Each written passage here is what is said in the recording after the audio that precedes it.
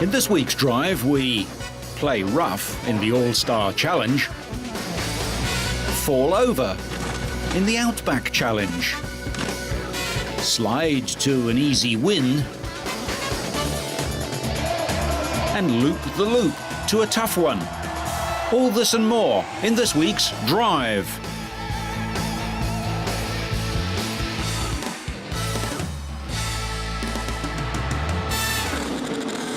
We start this week in sunny Italy for rounds 7 and 8 of the World Touring Car Series, and with veteran Fabrizio Giovanardi starting from pole position on home soil. But Giovanardi was passed by Antonio Garcia, who'd started second on the grid, and Andy Prio, who made a daring manoeuvre up the inside from 5th place. The Alfa may lack the acceleration of the BMWs, but its top speed allowed the Italian to reclaim the lead. Briton Prio was passed before the end of lap 1, and Garcia's time at the front of the pack was short-lived as Giovanardi squeezed the Spaniard to the outside at the end of lap 2. Giovanardi held on to the lead for the remaining 9 laps of the race and claimed his first win of the season. Garcia finished second ahead of Prio, while Dirk Muller claimed 4th to increase his lead at the top of the drivers' standings.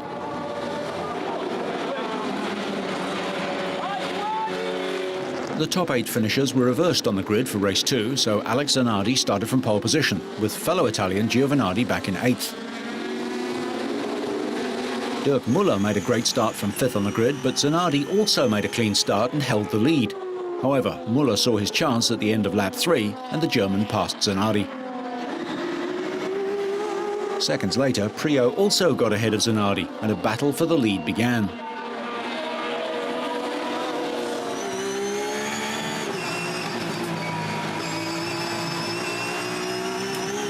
Zanardi really wanted his first WTCC podium, but Brazilian Augusto Farfus made a final attempt to pass on the last lap, but his manoeuvre took both of them off the track.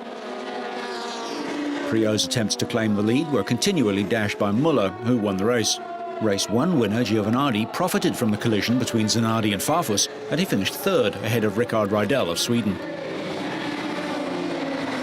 Prio's 2 podium finishes lifted him to 2nd place in the drivers' standings, but he trails Muller by 6 points. After the races, stewards ruling over the incident between Farfus and Zanardi in race 2 decided the Brazilian will lose 10 positions on the grid of the next race. But if he's involved in a similar incident during one of the 2 following events, he will also be excluded from that race.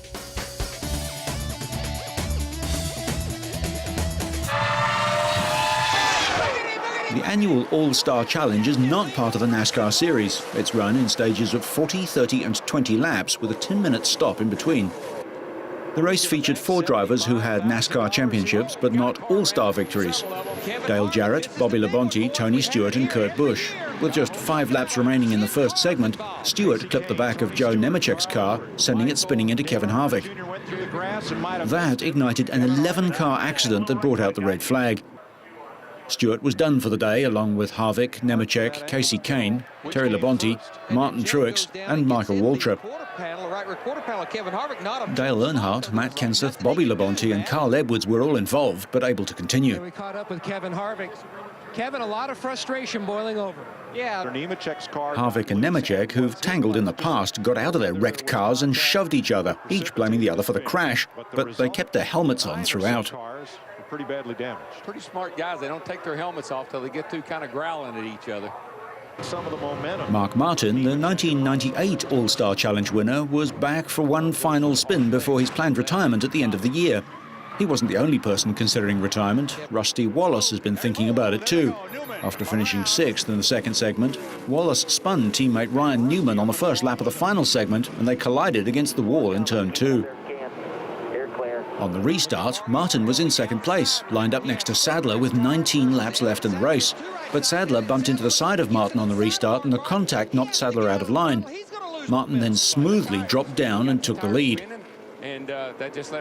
Martin held off Sadler for the rest of the segment to cruise to his second victory at the All-Star Challenge, winning more than $1 million.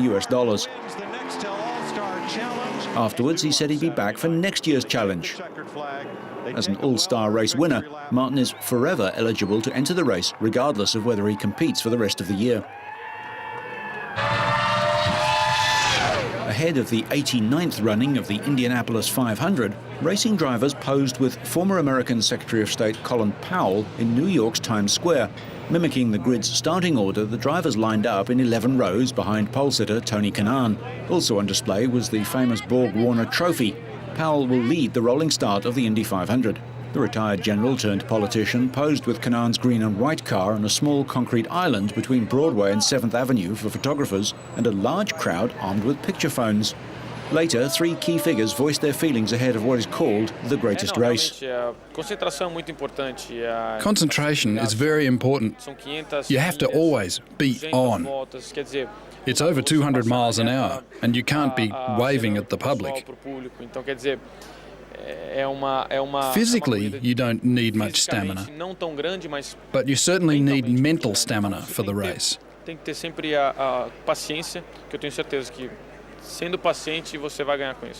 Yeah, I mean, it was a fun day for us for sure. I mean, obviously, people keep reminding me that I'm the champion, that I'm starting from the pole, but this was good to get out of Indianapolis and get our minds a little bit off the race that we have Sunday.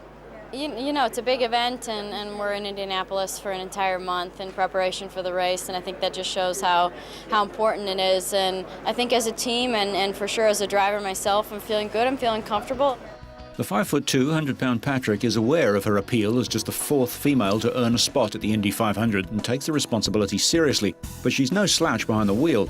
Her qualifying speed of 227 miles an hour was fourth fastest, earning her the top starting position by a woman in the race's history. I was meant to do this, and I think I was just prepared from the time I was born. At least at the age of 12. What are you going to do today? I'm gonna win. Back then, she was burning up the kart track. Motorsport reporter Ed Hinton saw something special in Danica when she was just 15. What really struck me about her was just this look. Not a harsh or mean look, but just this icy look in the eyes. During a race in March, she was involved in a frightening crash into the wall. It looked like she would get away with it, but at well over 200 miles an hour, things happen fast and the walls are hard. But she has bounced right back. The 23-year-old from Illinois inhabits the intersection of speed and sex appeal, and she's making the most of both. She also has a marketing appeal that the male drivers lack. I have a very feminine side to me, and I don't think that there's anything wrong with wanting to be girly sometimes. The demographic that we're seeking to develop is males 18 to 34. She's certainly helping us grow that area of our demographic, no question. IndyCar racing has lost some of its popularity to NASCAR. The hope is that Danica Patrick can turn that around.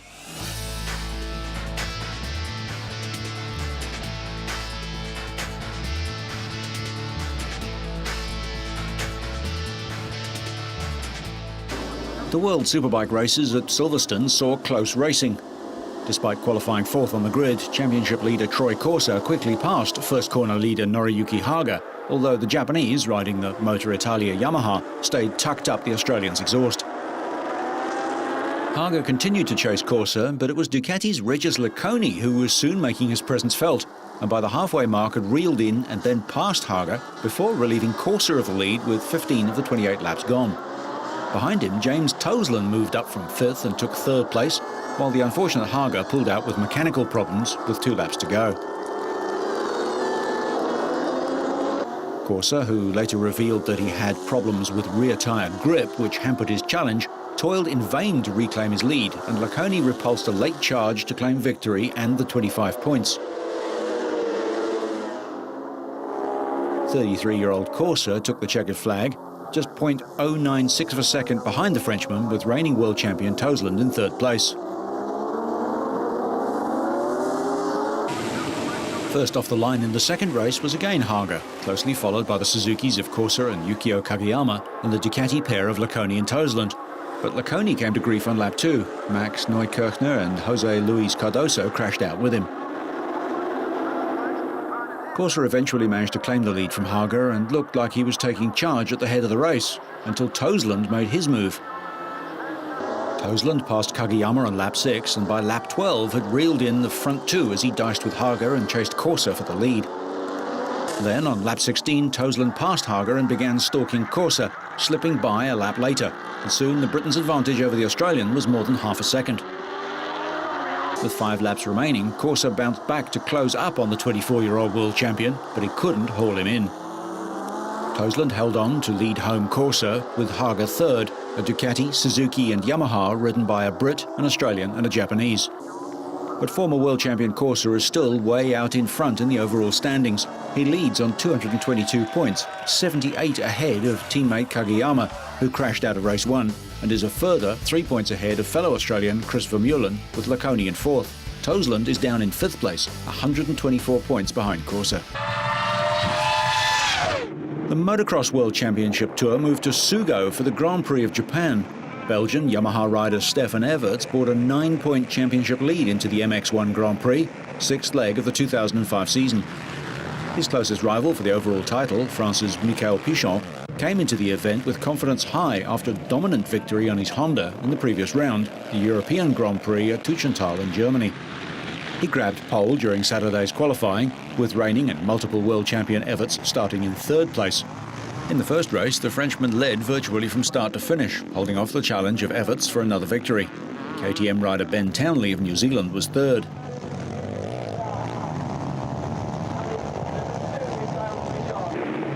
The second race followed a similar pattern, although this time there was a 3rd rider involved in the battle for the lead, Everts' fellow Belgian Joel Smets, who was joint 3rd in the championship, alongside New Zealanders Joshua Coppins heading into the Japanese Grand Prix. This time it was Everts who came out on top. Smets claimed 2nd place on his Suzuki ahead of Pichon, and that was enough to hand Everts the overall Japan Grand Prix victory. A further 47 points, 25 for the win in the second race and 22 for the first race, moves Everts 11 points clear of Pichon in the championship. The next leg of the 2005 season takes riders back to Europe for the Grand Prix of Great Britain at Matcham's in the New Forest.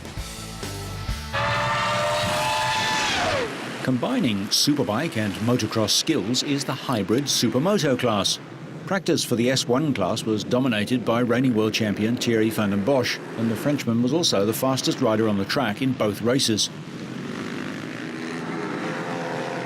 He took the first race from arch-rival Gerald Delapine on his Husqvarna, with Ivan Lazzarini also on Husqvarna in 3rd. In race 2, Van den Bosch did even better.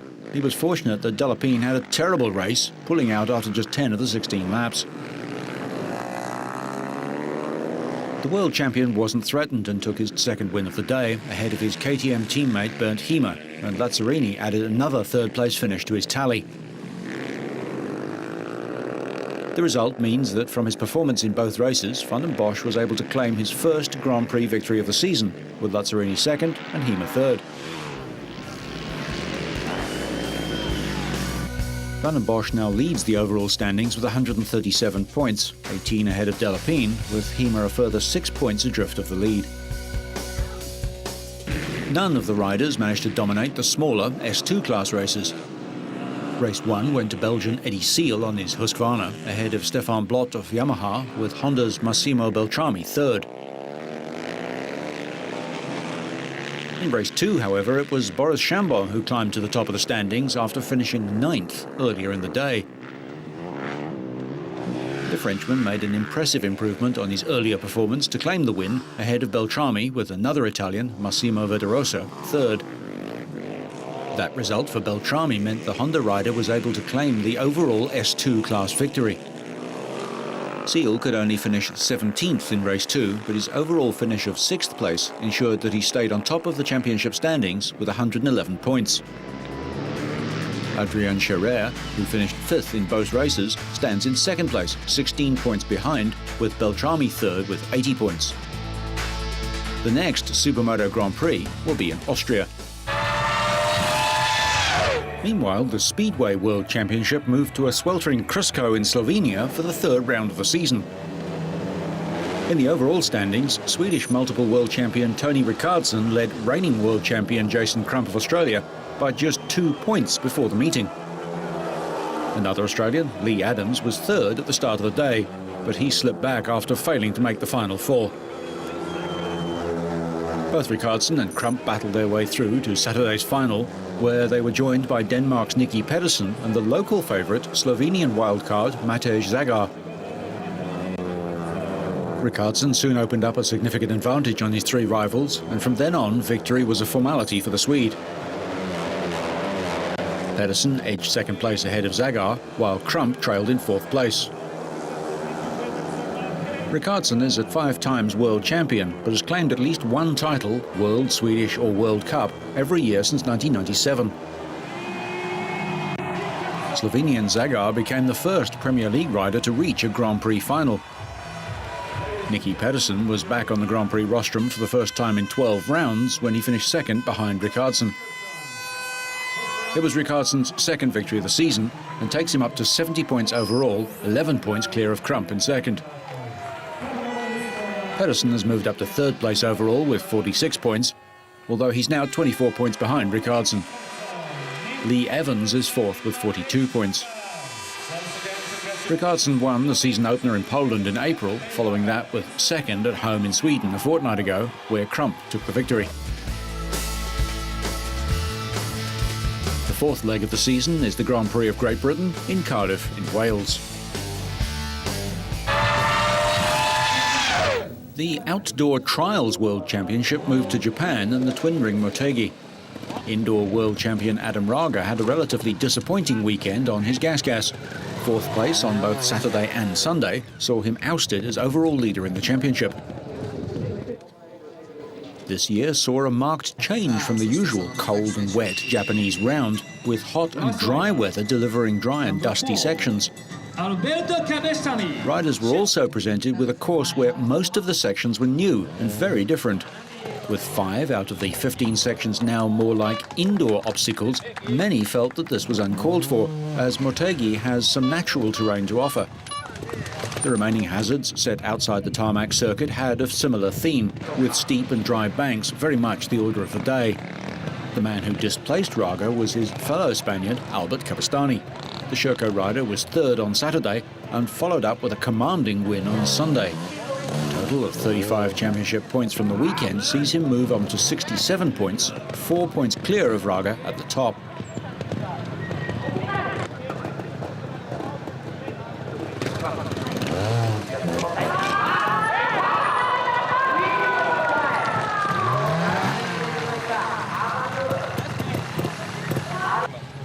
Takehisa Fujinami enjoyed himself in front of his home fans. The Japanese Honda rider edged Mark Friescher and Cabestany into second and third, respectively, on Saturday.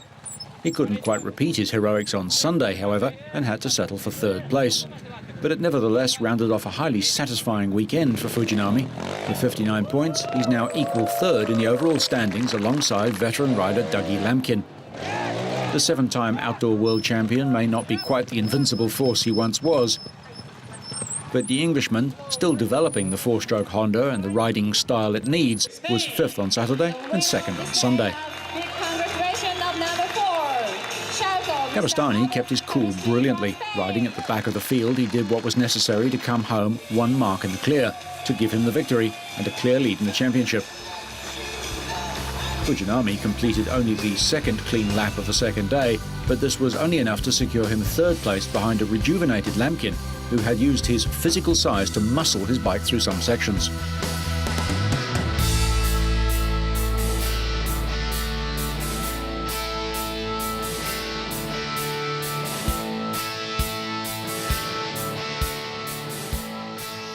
As the sun rose over LD Station, 55 teams assembled for the start of this grueling annual event.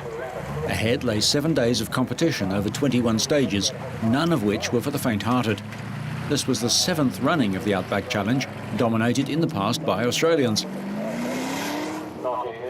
However, drivers from the UK and South Africa were also entered to pit their wits against the local favourites. The teams and their vehicles had to drive and survive on all the surfaces the Australian Outback has to offer: dust, sand, mud, rocks and river crossings.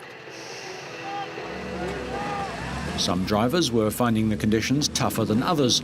Here, the South African pair of Alan van Schoor and Dennis Matum rolled their Jeep, shipped halfway around the world just for the event.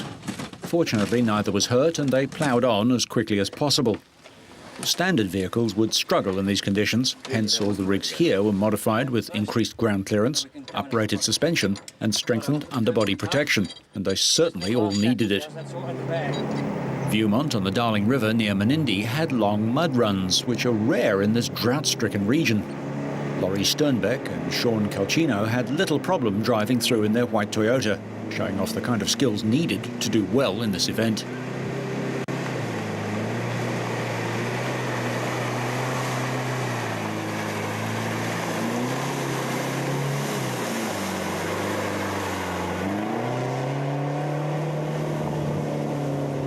Denian has more typical sandy Australian wastes, which tested the team's recovery and sand driving skills. Rowan Canavan and Trent Jones blasted up the sand wall in their Nissan Chev with relative ease. There were also occasions where the teams raced against one another. Here, Brett Scrivener and Brent Quadding versus Roger Smith and Jason Jones traversing the sand. Overnight, the teams travelled on transit stages to the next tests, a vital time for rest, recuperation and recovery.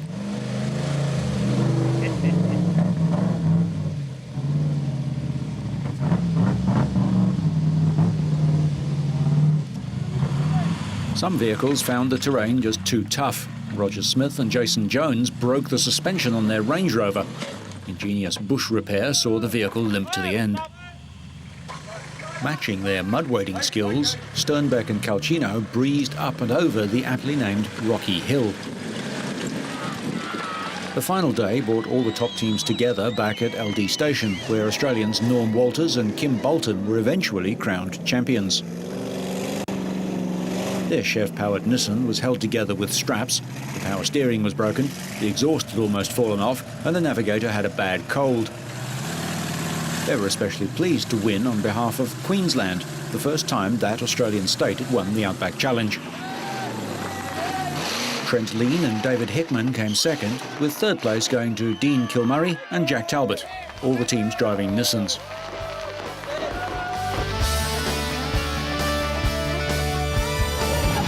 Hamburg, Germany was rocked by a mixture of showmanship, determination and pure talent. Libor Podmol of the Czech Republic had missed out on qualifying in the elite six-man field earlier in the evening, partly because of a crash while attempting a backflip. British rider Chris Brock squeezed into the six-man field, but he never looked like taking the win after he also crashed while attempted a one-handed backflip. There were no such worries for Andre Villa, whose can-can backflip to side saddle landing, followed by a one-handed heart attack, had the crowd at fever pitch. It was difficult to see how the Norwegian could be beaten, but Mathieu Rabault embraced the challenge by beginning his final run with a stripper. The Swiss phenomenon followed it up with a no-footed one-handed backflip to leave the crowd in no doubt that they had their money's worth. But Rabault had one more party piece as his heel clicker backflip helped him equal Villa's 330 points. His superior first-round qualification point score of 266 to Villa's 259 saw the Swiss star confirmed as the winner. It was super cool. The place was packed. It was a very good contest. It was great to be with Andre in the final and to win. It was cool, a match between equals. The night of the jump series moves to Nuremberg with a 15th and final round in Cologne. So whether you like your racing up close and personal, getting too close for comfort, or just sliding down the track so you stay on track and up to speed, make sure you catch next week's Drive.